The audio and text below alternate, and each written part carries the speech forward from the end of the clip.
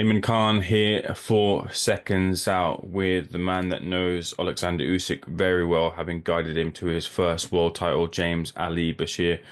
James, good to see you. Let's get your first reaction to that fight where Usyk defeats Tyson Fury again, this time in the rematch. I thought that it was relatively easy for Oleksandr Usyk to defeat Tyson Fury in the rematch. It wasn't even close to me. I think I might arguably have gave Tyson 4 rounds. Um, at times, Tyson looked bewildered out there, as though he didn't know what he was doing. hmm The strategy, if there was such a thing, was terrible. The strategy was terrible. Like I said, he didn't know it. It looked like he didn't know what he was doing out there.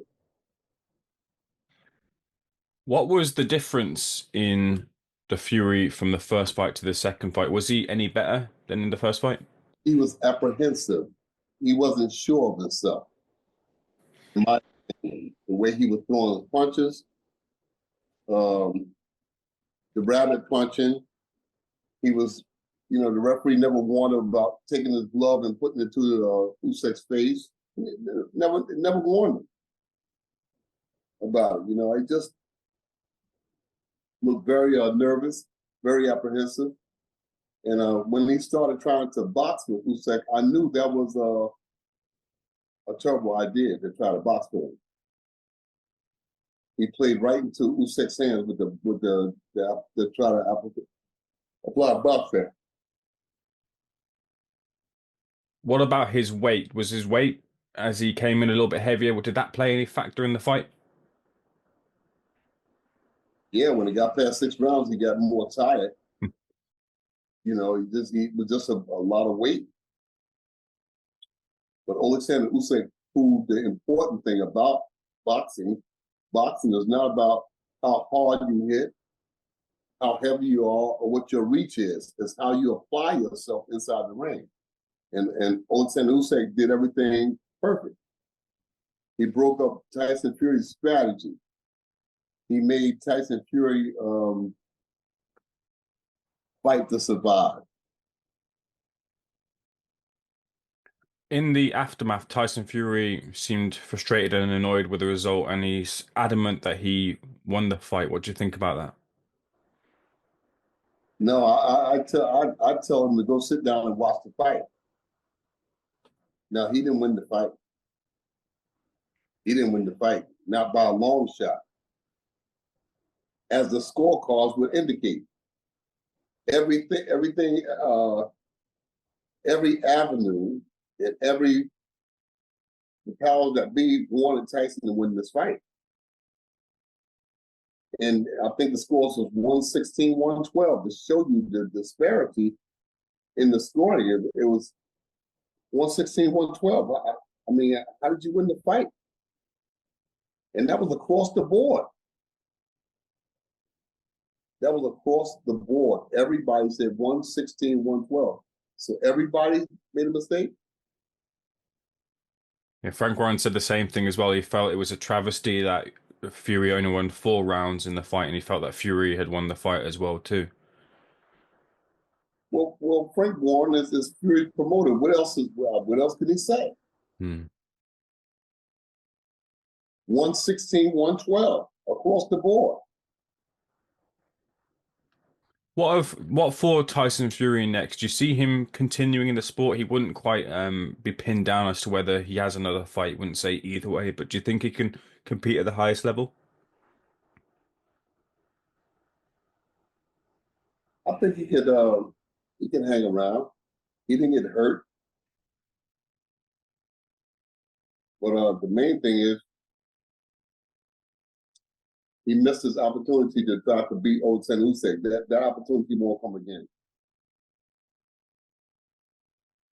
After the fight, whilst Alexander Usyk was doing his interview and celebrating the win, Daniel Dubois took to the ring to challenge Alexander Usyk, sorry, for another rematch. What do you think of the prospects of a now rejuvenated Dubois against Alexander Usyk? I personally would suggest that Oleksandr Uysk retire, just walk away from the sport. He has nothing else to prove. So it wouldn't. If I were had any input in it, I would just tell him to hang up his gloves, walk away from the sport. While he's still healthy, you know. I mean, he's done everything that's could be required of one person, and I wouldn't try to compete anymore. I would just hang it up. You know, I heard talk that he was thinking about going back to cruiserweight or weight or whatever. But I think the wise thing to do is to pack it up and go home. You know, go home to your family while your health is still good. He has plenty of money, plenty of success. Has one of the most remarkable careers in recent boxing.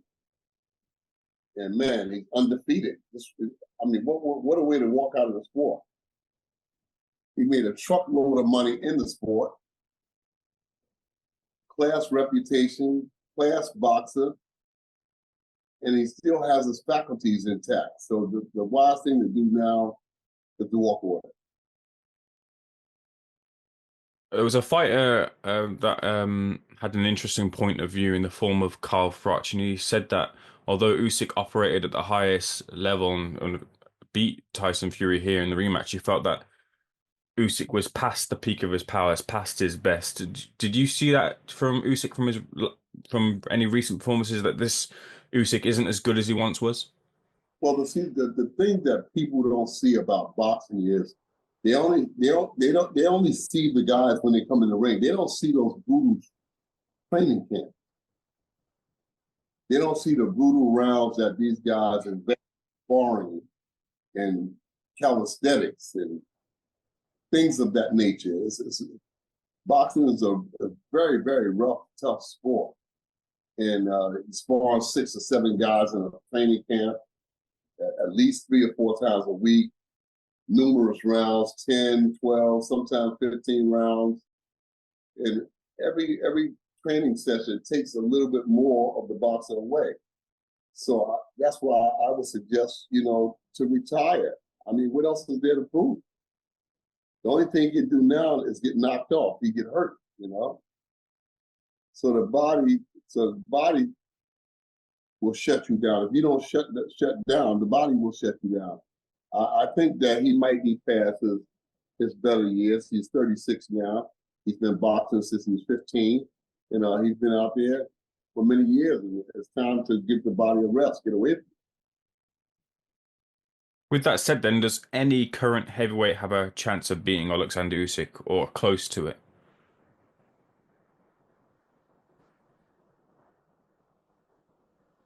I can't see one.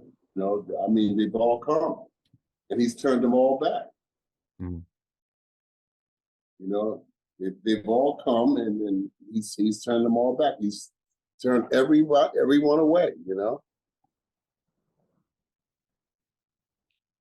Can I ask you just away from this fight as well? Did you manage to catch any of the other heavyweight fights, especially Moses Atalma, who had an Yes, early night against Dempsey McKean? I fought Moses fight, and he got McKeon out of there. But I think that punch that Moses landed, I think that punch was in the base of the skull. It's not Moses' fault, but the landed in a vital spot in the skull. And once that happens, chances are that the fighter won't be able to compete because his brains are scrambled. It's totally mashed out there. The second punch landed on the chin, but the first punch that Moses landed was on the top of the skull, and it disorientated the kid. I'm not saying the results would have been any different, but that's what happened. I'll leave the final word with you, James, just on the fight and the rivalry between Usyk and Fury. What would you like to say about what you witnessed tonight and across the two fights? I think that too much praise is heaped on so-called trainers. In order to be a good trainer, there has to be some kind of longevity, some kind of progression. You have to watch boxing for so long. You have to act as an assistant. You have to learn things about the sport. So much praise is heaped on different trainers they expect miracles from them. You know, Sugar Hill, um, Ben Davison, Jonathan Banks. These are young guys. And because they were cast into the spotlight, you know, people are expecting miracles from them. They're not capable of performing miracles because they don't know enough about boxing to perform miracles. So when they go out there and have lackluster performances, then the people look at them and say, maybe this person is not as good as they thought it was. I'm saying you can't go out there wishing for something. Because at times in that fight, to me, and I've been watching boxing practically all of my life, I had my first amateur fights at 9, 10 years old. And I was around watching the Gillette. They had a program called Gillette Tuesday Night Fight, or Friday Night Fights. And I was watching the great boxers, Henry Armstrong, Sugar Ray Robinson, Jake LaMotta, you know, Carmine Graciano. I was watching great, I didn't realize it then, but I was watching great boxers box. And people are heaping praise on these so-called trainers or teachers, but you have to be a teacher before you can become a good trainer. But at times out there tonight, when I saw Tyson out there, it looked to me like he didn't know what he was doing. It looked to me like he wasn't sure about what he was doing. It looked to me like he was just trying to get through the rounds to keep from getting knocked out. That's what it looked like to me. The way he holding, the way he was grabbing. And a couple of times he just threw without thinking, but he threw punches that looked very amateurish, you know? So when you put these guys under the spotlight, the proof is in the tasting of the pudding. That's what my mom told me. The proof is always in the tasting of the pudding. If you saw Tyson Fury out there boxing tonight, I have people call me saying, what is this guy doing? What is he doing? So much so there's when Jonathan Banks trained Vladimir Kitco, what happened to Vladimir Klitschko's career? It was a decline, a progressive decline. It started with the fight with Bryant Jennings in the Garden, a miserable fight. I never even wanted to watch the fight again. Then from that day, he went to the Tyson Fury fight, another failure. Then he came back and dropped the ball with the Anthony Joshua fight. So you got these young guys. Jonathan Banks, when he was given the job, when he was given that job, I think he was 30 years old. 30 years old. I got married at 20 years old. By the time I was 30 years old, I was still trying to find my way through manhood, much less trying to guide a boxer. I had already taken on a position as a trainer, but I was assistant trainer. And I stayed under the old trainers trying to find my way. But certainly I wasn't capable of going out leading a pro corner. But now these guys are passing to the spotlight very early, you know, very early, and they got to take time and learn the sport, you know. I mean, come on, man. That's my point of view. Now, each one of those guys that I mentioned here, they may have a rebuttal to what I'm saying. What I'm saying that because that's what I believe, and it's making mockery of the sport because they're not capable. They're not capable. They're just cast into the spotlight, and people are expecting to perform miracles. At times out there tonight, Tyson Fury looked like a fish out of water. He was throwing punches. Oleksandr Uysk would feint him, and he would just throw punches, just like say, "Stay away from me," you know. Usyk was saying throughout the pre-fight hype, he said, "Don't run away from me. I will not leave you alone. Don't be afraid." You know, it looked to me like he was confused and afraid out there sometimes. And then for him to come back and say he won the fight, and for Frank Warren to say he won the fight, no, he didn't win the fight. I think it was 116, 112 across the board. How could three judges be that wrong? And very rarely will you find three judges that agree. 116, 112 across the board. So you tell me that three judges got it wrong. So I don't know where Tyson Fury goes from here. I don't know where he goes from here. But that was a miserable performance out there tonight. You know, miserable. I don't see anything worth talking about. You know? So all these guys out there, and I'm saying to all the young trainers out there, take time. Don't be so proud that you can't learn. Don't be so proud that you can't take advice from people who've been out there 25, 30 years longer than you. You know, I couldn't see anything that Emmanuel Stewart would tell Tyson Fury to do. I mean, Javen Hill is Emmanuel Stewart's nephew. I didn't see any of Emmanuel's teaching in Tyson Fury. I could see Emmanuel cursing Tyson Fury out in that corner. After the fifth round, Emmanuel would have been all over Tyson Fury. He would have been all over him. He would have cursed him out. Tyson run around the ring, pity patting, slippy sloppy. He wasn't doing anything to take over the fight. And at one point, I saw Oleksandr Uysk shove Tyson in the corner. He just pushed him, threw him in the corner. I said, and that Emmanuel would have hit the ceiling about that. You weighed in, 280 pounds? For what? You got a guy that's 225 shoving you around the ring. What did you weigh for 280 pounds? You thought that I was going to intimidate Oleksandr Uysk? Surprise. Not going to work, bro. Not going to work. So that's the end of that story. But all the guys out there that's and it's amazing how, you know, you get a guy like Ben Davison who blatantly dropped the ball in the Anthony Joshua fight.